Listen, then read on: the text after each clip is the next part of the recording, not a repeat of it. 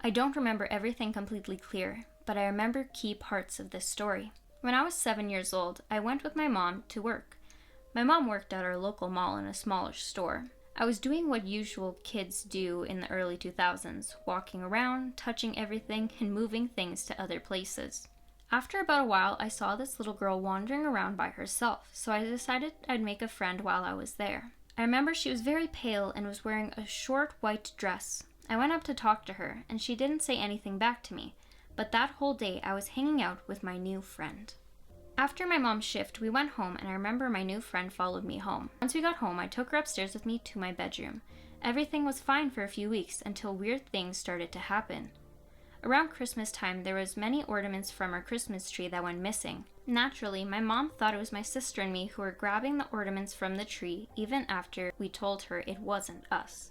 The ornaments were removed in an arched pattern and were directly within our reach, so she continued to believe that it was us and we were just lying. This part I don't remember, but my mom told me the story several times since I was 12. In the apartment that we were living in at the time, the living room and the kitchen were downstairs and the 2 bedrooms were upstairs. My bedroom that I shared with my siblings had a big window and a bench to sit next to the window.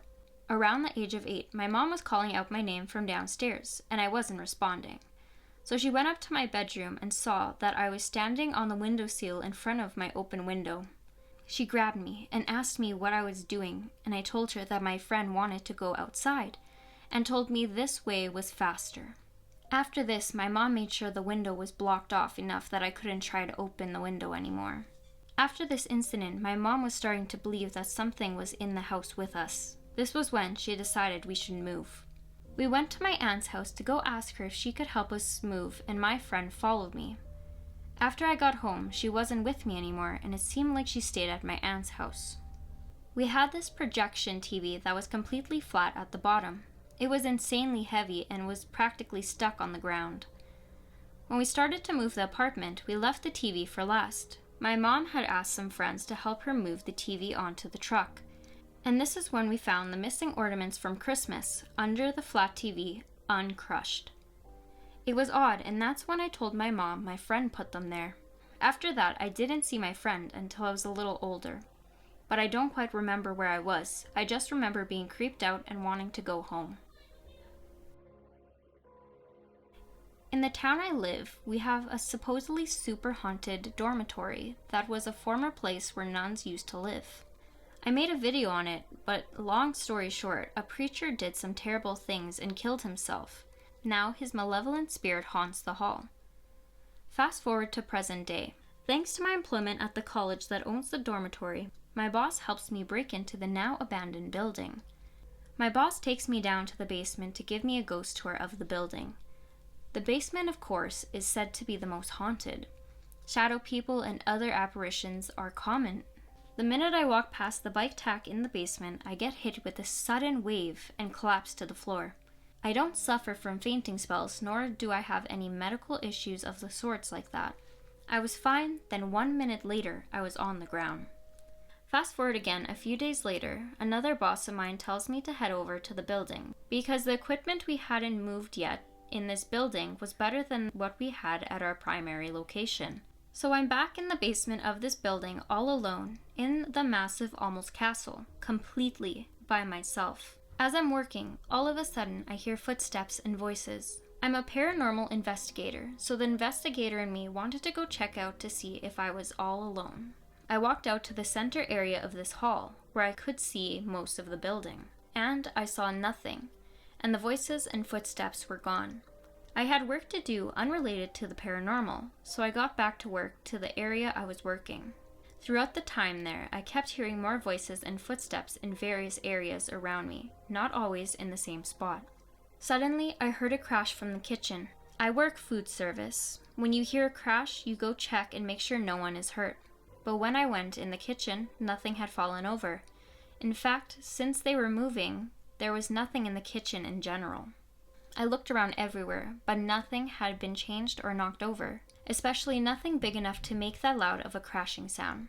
Hours passed, and once I was done, I got out of there as soon as possible. My boss picked me up in the company van, and we headed back to our primary facility. "Hey, Did you ever stop by the building while I was there? I asked. Nope, he responded. I thought I heard people in there. Really? No one should be in there. They haven't started selling it yet. Maybe they were turning off the AC. Maybe. Then he asked me something I was not expecting. Did you hear a crash in the kitchen by chance? I'm sorry, what? Usually, I'm the first person in the building. I like being by myself in the kitchen, getting everything cleaned and set up before everyone shows up. Although, I would sometimes hear things being banged around in the kitchen. Yeah, I heard that, I said. They say the building is haunted. I never wanted to believe it, but I've heard lots of stories. We had a very quiet and awkward drive back. My boss didn't know I did paranormal investigations at the time. He now tells me he wants me to do an investigation of the place. Unfortunately, the university says I have to pay them a ridiculous sum of money, so for now I just have the stories people have told me and the things that I experienced. So this story is a recollection of events that happened from the second house I lived in. For the most part, everything was quiet, except for the last few months, where activities started to spur as we were moving out of the house. For the record, this house was built in the 80s in the southern west section of where I lived. The house in question was a nice house, and I always felt fine in that house. The thing about the house in those 6 months was very strange paranormal events occurred. Events that happened during those months was the fact that my feeling of being watched was always there. One of the other things that I know that happened was the smell of burnt toast. I instinctively went to the room where the toaster was, as I had made toast, took a big whiff of it, and once again, nothing. There was no smell like that I recalled from the toaster. Until I stepped into one section, it smelled like that burnt toast. I've seen it slowly move around, and as I followed it from one place to the other. What else happened in that home? That humble home, oh so long. The house had something interesting. One of the things is me and my friend witnessed my Spider-Man 3 movie case start lifting on its own. I immediately slammed it down like a football player for a touchdown, but I digress. Another thing that also happened on that same day, I let out a really loud curse word that I cannot say, and in response I heard an old man say, "Language." This was not my dad, as he did not sound like a grandfather. And even my friend heard it too, which made it even more weird. Another thing that happened was me and my friend were in the same room, and we both felt a rush of cold wind as if someone ran past us. We checked the drafts, we checked everything. We even went outside to see if it was cold air that may have gotten in.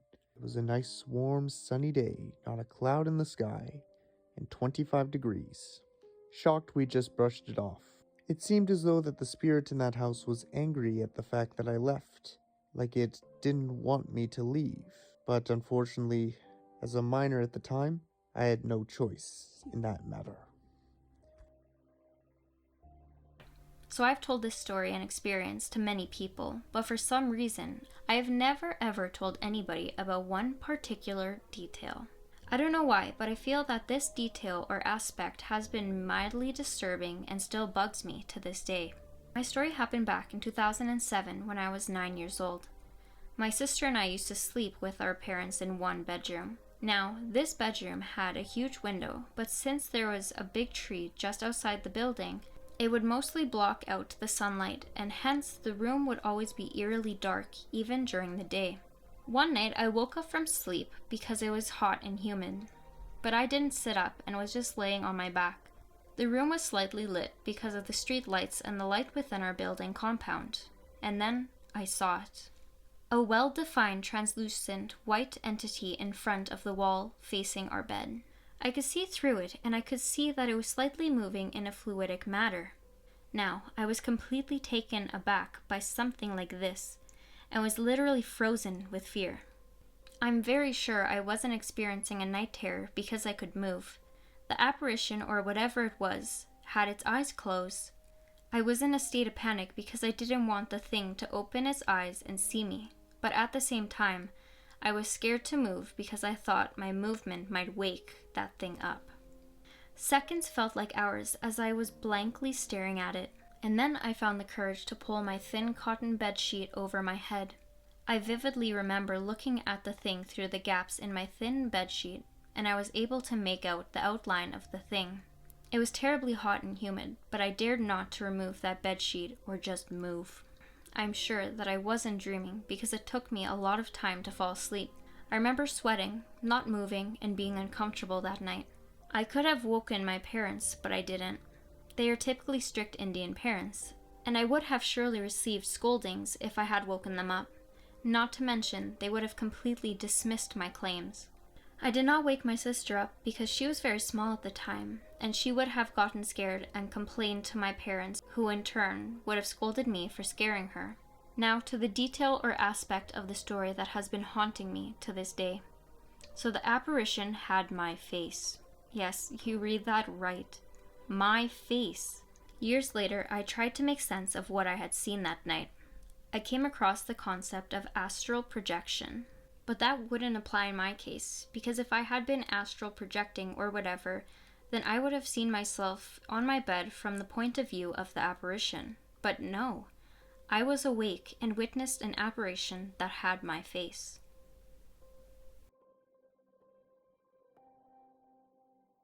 Hello, and thank you so much if you made it to the end of the video.